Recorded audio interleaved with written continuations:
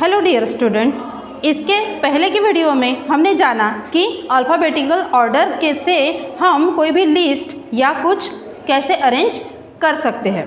Okay, तो आज हम पढ़ने जा रहे हैं सेंटेंसेस ये टॉपिक। अभी आप बोलोगे टीचर सेंटेंसेस के बारे में क्या पढ़ना, हम स्टोरी बुक्स पढ़ते हैं, लेसन्स पढ़ते हैं, उसमें तो हम सेंटेंसेस ही पढ़ते हैं। बट एक्चुअली सेंटेंसेस के कुछ रूल्स हैं उसके बारे में, और कुछ ऐसी बातें हैं सेंटेंसेस के बारे में जिसके कुछ रूल्स वगैरह हैं, वो हम आज इस वीडियो में पढ़ने जा रहे हैं। ओके, तो अभी स्टार्ट करते हैं sentences. What is mean by sentence, ये हम सीखेंगे। ओके, सी, मैं कुछ एग्जाम्पल्स अभी बोर्ड पे लिखती हूँ तो आपको समझने में आसानी होगी। सी, मैं यहाँ पे फर्स्ट एक एग्जाम्पल ले रही हूँ, लाइक आई कार्टून। सेकंड ले रही हूँ, in the garden. See, read these sentences like I cartoon in the garden। अभी ये एग्जाम्पल्स पढ़ते हुए आपको कुछ ऐसा सेंस हुआ या कुछ समझ में आया? ये जंबल है, इसका कुछ भी मीनिंग हमें समझ में नहीं आ रहा। Like I cartoon, then in the garden, but what is exact in the garden we don't know। हमें कुछ अच्छे से समझ में नहीं आ रहा, तो इसको हम कंप्लीट सेंटेंस नहीं बोल सकते। ओके, और अभी हम दूसरे कुछ एग्जाम्पल्स देखेंगे। सी,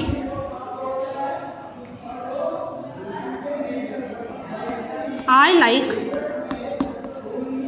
cartoon. Second one is Meena is going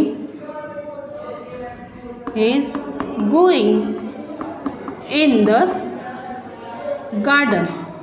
Meena is going in the garden।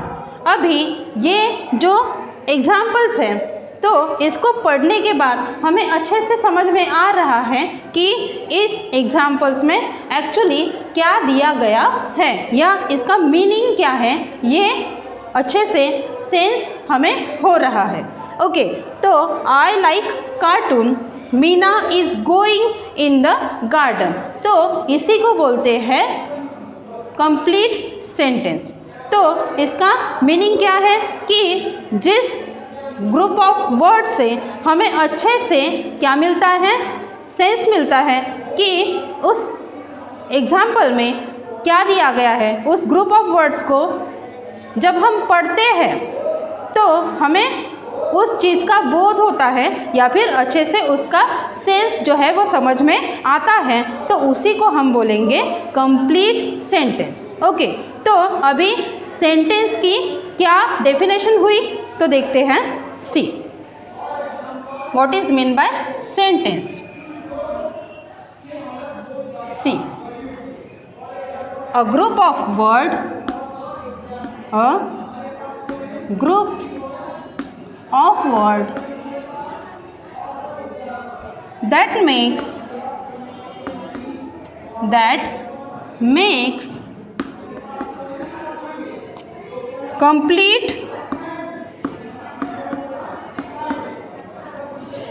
makes complete sense is called sentences, is called a sentence। ये हो गई उसकी definition.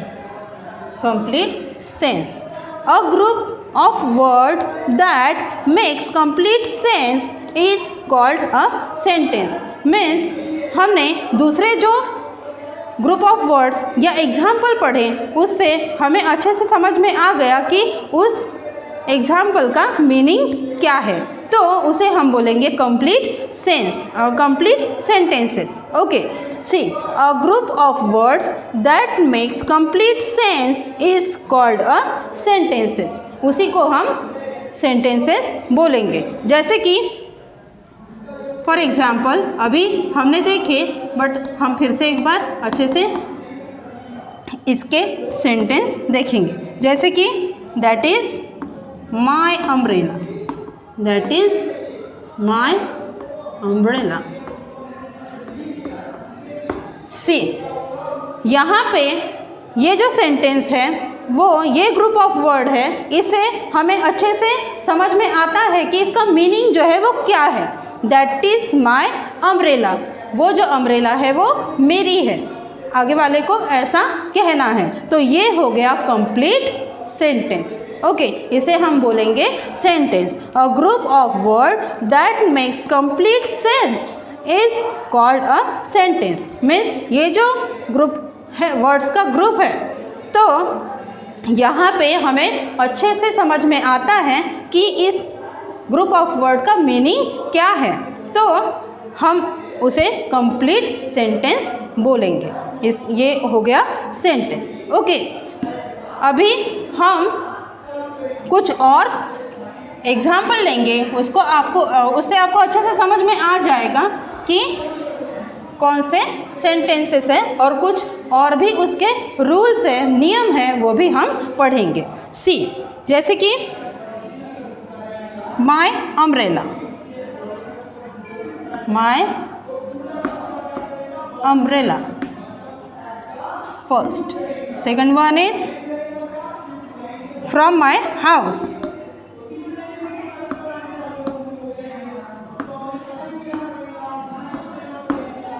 from my house. Third is my school.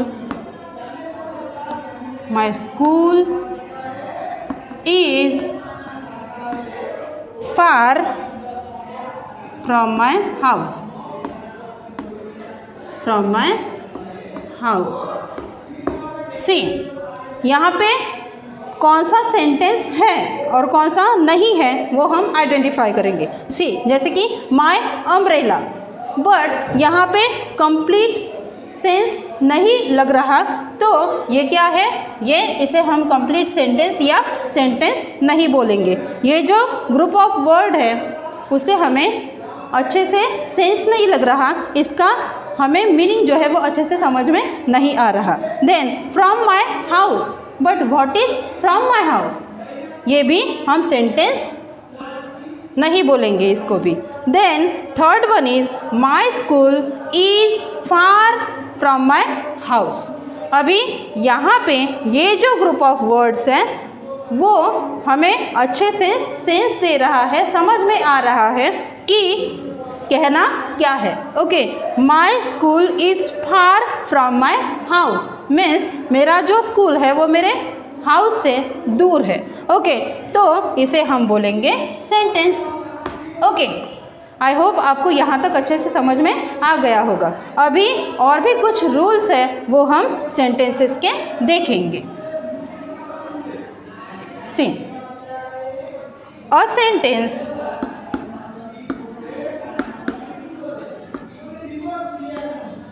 A sentence begins with capital letter. एक sentence हमेशा capital letter से ही start होता है। A sentence begins with capital letter, ये हो गया एक rule. Then and a sentence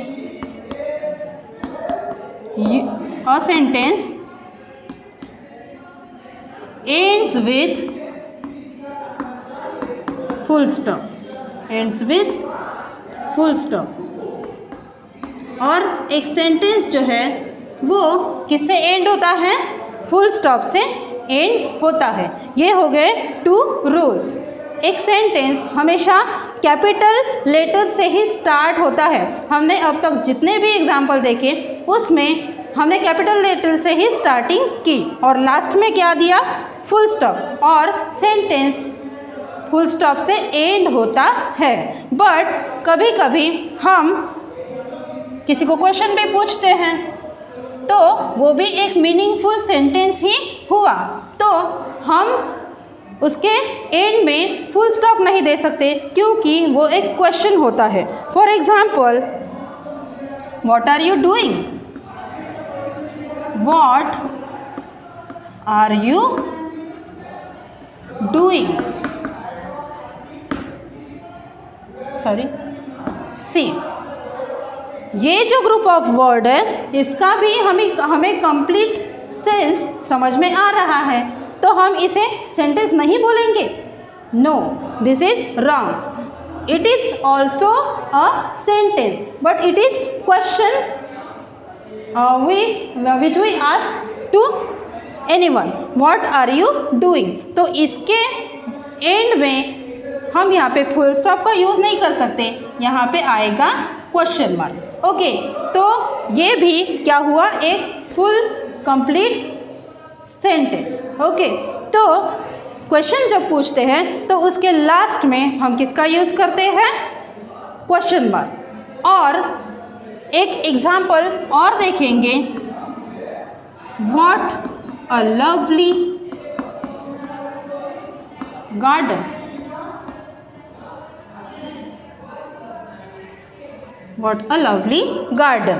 तो ये भी ग्रुप ऑफ वर्ड जो है वो भी हमें क्या दे रहा है, कंप्लीट सेंस दे रहा है। आगे वाले को कहना क्या है वो अच्छे से हमें समझ में आ रहा है, तो ये क्या हो गया, एक्सक्लेमेटरी सेंटेंस। तो इसके लास्ट में हमें क्या देना है, एक्सक्लेमेशन मार्क। ओके, तो ये भी हो गया कंप्लीट सेंटेंस, या इसे भी हम सेंटेंस बोलेंगे।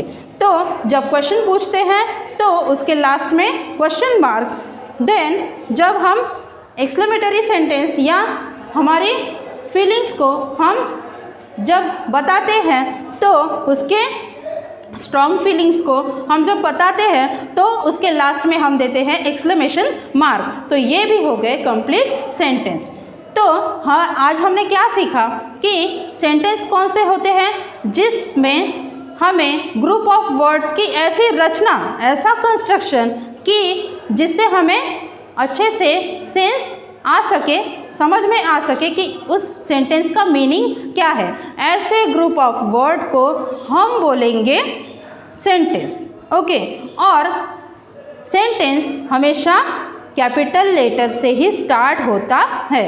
सेंटेंस हमेशा कैपिटल लेटर से ही स्टार्ट होता है और उसके एंड में हम फुल स्टॉप देते हैं। बट जब हमें किसी को क्वेश्चन पूछना है तो वो भी क्या है, एक ऐसा ग्रुप ऑफ वर्ड है जो कंप्लीट सेंस हमें देता है। जैसे कि व्हाट आर यू डूइंग, इसका मीनिंग क्या है हमें समझ में आता है। देन इसके लास्ट में हम देते हैं क्वेश्चन मार्क, और जब हमारे स्ट्रॉन्ग फीलिंग्स को हम लिखते हैं या बताते हैं तो उसके लास्ट में हम देते हैं एक्सक्लेमेशन मार्क्स। जैसे कि for the example, what a lovely garden. Okay, तो ये हो गया सेंटेंसेस के बारे में। I hope what is mean by sentences आपको बहुत अच्छे से समझ में आ गया होगा।